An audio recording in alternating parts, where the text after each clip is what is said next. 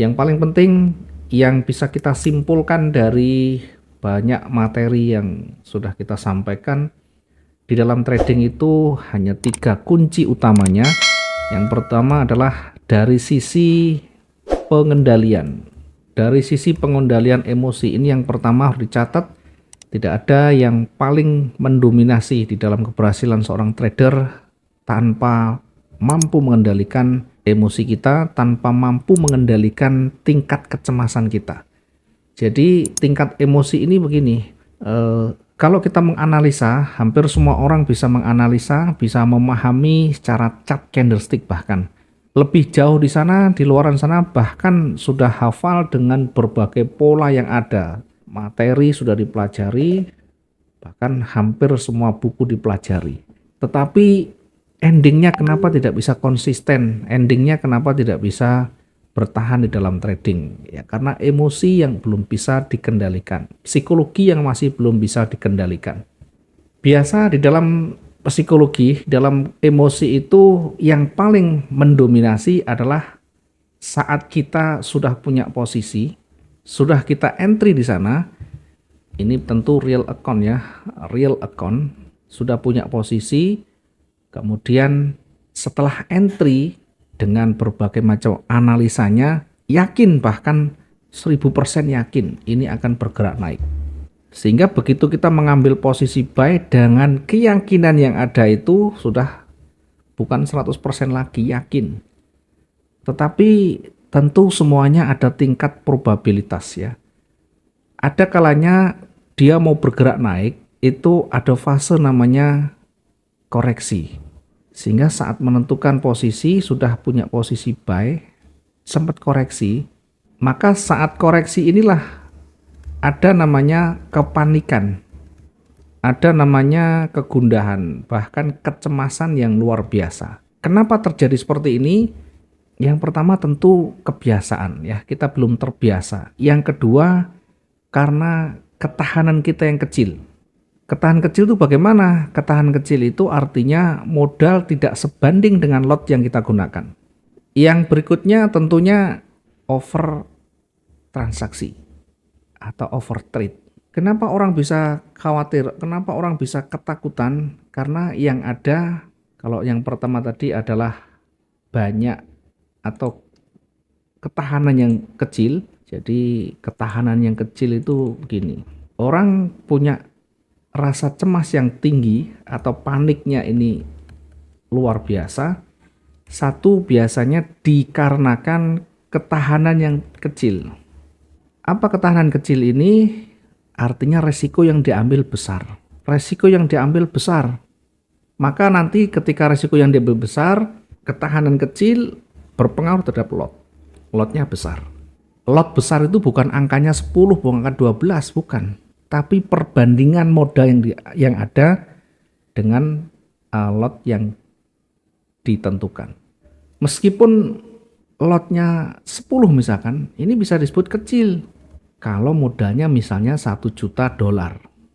Lot 0,1 ini besar. Kapan disebut lot 0,1 ini besar? Karena modalnya mungkin hanya 100 dolar. Sehingga yang disebut dengan lot besar itu adalah ketahanan yang kecil. Ketahanan yang kecil itu membuat kita semakin panik kalau nanti betul-betul tidak sesuai dengan analisa. Ini yang nanti harus kita perhatikan. Kalau kita ketahanannya besar, ketahanan besar itu ya tentu resiko yang kita ambil kecil. Bisa juga dengan menggunakan ketahanan di atas 50.000 untuk trading harian misalnya.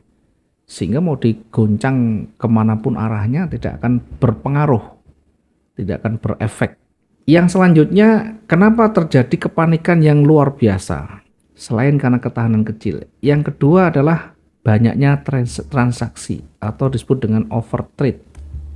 Satu posisi kita masuk, marketnya berbalik, masuk lagi.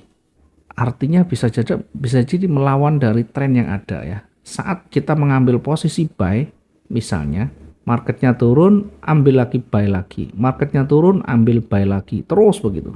Bahkan sampai bertingkat-tingkat dengan jarak yang tidak terlalu jauh. Sehingga semakin banyak transaksi itu nanti kekuatan kita juga semakin berkurang, ketahanan semakin kecil. Alot kalau kita banyak transaksi maka diakumulasikan juga menjadi besar. Ini yang terkadang nanti kita tidak hiraukan, bahkan ini yang banyak terjadi di teman-teman khususnya yang pemula ya, overtrade. Apa yang selanjutnya bisa mempengaruhi dari kepanikan yang luar biasa ini? Ya, tentu yang ketiga, ketidaksiapan. Ketidaksiapan dengan resiko. Tidak siap dengan resiko, sehingga ketika market berbalik, itu tidak segera di awal kita menyelesaikan, tidak segera kita cari jalan keluarnya, tapi menunggu nanti akan balik lagi, menunggu akan balik lagi. Artinya tidak siap dengan resiko itu. Dengan tidak siap dengan resiko itu, maka kalau kita menutup kerugian tentu akan berpikir 2-3 kali ya. Sayang nanti kalau kita tutup ruginya sekian, dikalikan sekian ribu rupiah, jadinya sekian ribu rupiah gitu. Jadi bahkan akan terjebak dengan ketakutan sendiri saat kita mengalami kerugian. Saat mengalami kerugian yang terus-menerus. Padahal di dalam resiko sudah kita tentukan, harusnya di dalam satu transaksi itu sudah harus ada batasan di sana. Nah, ketidaksiapan dalam menghadapi resiko ini juga biasanya karena terlalu terburu-buru, pengen cepat entry, pengen cepat profit ya. Satu hari dalam trading itu kalau bisa harus transaksi. Padahal pasar itu tidak bisa kita pastikan satu hari pasti akan bergerak kuat naik atau turun. Ada kalanya suatu saat pasar itu datar, konsolidasi. Nah, saat konsolidasi ini terkadang kita sulit menemukan entry point yang tepat. Maka jangan pernah berpikir satu hari harus dan harus.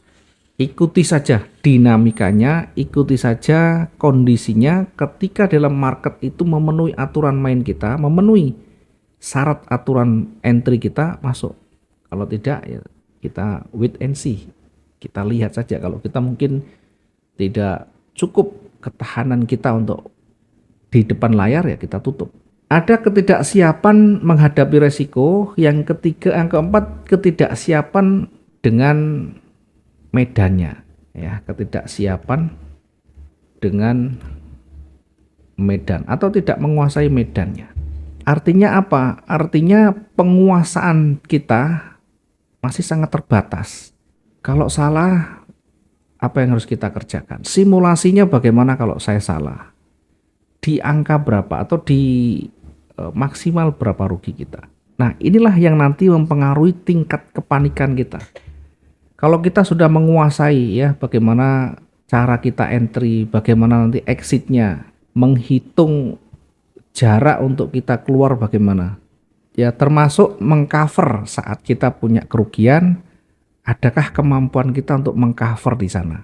Jadi mengcover tidak harus saat itu, bisa juga mungkin di beberapa transaksi berikutnya, di beberapa peluang berikutnya kita bisa menutup kerugian. Apakah satu hari harus di cover semua? Ya kalau bisa, kalau memungkinkan kita bisa mengcover. Tetapi ketika suatu saat pasar itu juga sulit, maka meminimalkan kerugian adalah cara yang paling tepat. Ini untuk kita biar nanti tidak selalu di dalam kepanikan yang luar biasa. Jaga ketahanan kita, jangan sampai terjadi overtrade ya, sesuai dengan style kita tentunya, maka nanti akan terjaga. Kemampuan kita menjaga misalkan hanya 1-2 transaksi, yaitu 1-2 transaksi misalkan, selesaikan sampai betul-betul clear. Clear dalam artian tidak harus profit. Dalam kondisi mungkin marketnya betul-betul di luar perkiraan, setidaknya kita bisa meminimalkan kerugian. Bukan harus profit ya, nanti profit bisa kita cari peluang berikutnya. Intinya di awal kita sudah persiapkan, jangan sampai rugi itu terlalu besar.